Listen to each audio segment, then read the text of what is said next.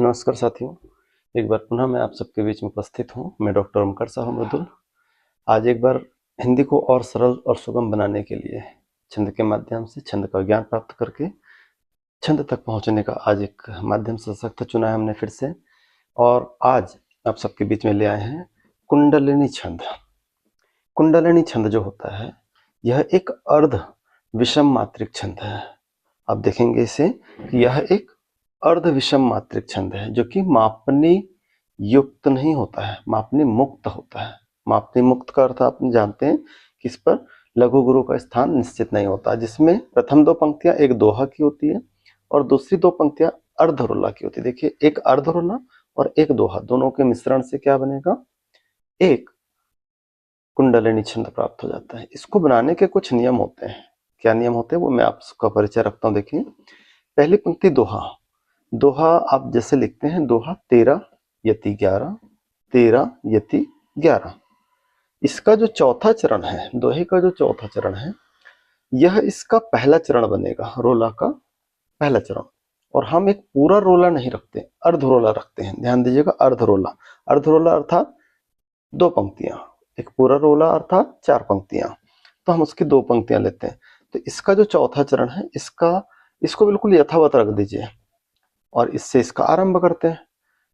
इसके पश्चात आप फिर 13 मात्रा रखेंगे, तो 11 यति 13, फिर 11 यति 13। क्योंकि इसके देखें विषम चरणों में यहाँ पे 13, यहाँ पे 13, यहाँ पर 11, यहाँ पर 11, इस कारण से इसको अर्ध विषम मात्रिक कहा गया। बहुत सुंदर सा सरल दोहा विधान होता है। जिस शब्द से हम आरंभ करें उसी शब्द से इसका अंत भी किया जाता है।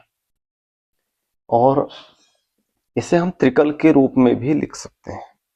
ये तो हमने समकल में लिखा दोहा, इसे हम त्रिकल के रूप में भी लिख सकते हैं। अगर त्रिकल लिखते तो एक त्रिकल के साथ में हमें यगण रखना होता और पूरे 8 मात्राओं का फिर हम यहाँ पर क्या करते, तुकांत बनाते। ये 2 विधान आप सबके बीच में मैंने रखना चाहा था। बहुत अच्छा सा विधान है, सरल सा विधान है कुंडलिनी छंद का। देखिए, इसकी गीता मैं आप सबके बीच में रखता हूँ। दोहा से आरंभ हो रोला अर्ध सुषंग, बने पुनः चौथा चरण पहला रोला अंग। पहला रोला अंग अर्ध रोला मनमोहा, प्रथम शब्द से अंत जहां आरंभिक दोहा।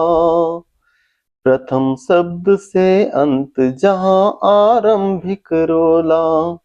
क्या होता है, जिस शब्द से हमने इसको आरंभ किया दोहा से, तो यहाँ पर दोहा, इसका तुकांत हमने यहाँ पर रखा। देखिए, यहाँ पर रखा, इसका तुकांत के साथ में हमने दोहा शब्द रख दिया।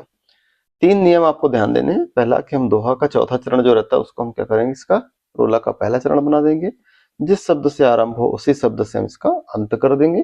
प्रत्येक 2-2 पंक्तियों में आप समतुकांत लेते चलेंगे। दोहा लिखेंगे तो 2-1 यहाँ पर इसका चरणांत होगा, 2-1 के रूप में इसका समांतर पदांत रखा जाएगा। इसी प्रकार से जब रोला की पंक्तियां लिखी जाएगी तो गुरु गुरु पे हम उसको निरूपित करते हैं। तो ध्यान रखें कि एक दोहा और एक अर्ध रोला मिलकर कुंडलिनी छंद बनाते हैं। आज मैंने आप सबके बीच में कुंडलिनी छंद का विधान दिया।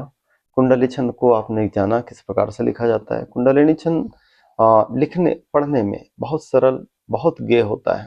अगर आप इसे लिखेंगे तो अपनी बहुत सारी बातों को आप अभिव्यक्त कर सकते हैं। इसके लिए मैं आप सबका बहुत बहुत साधुवाद प्रेषित करता हूँ। आपने बहुत धैर्यपूर्वक सुना, आपने आज जाना कुंडलिनी छंद को।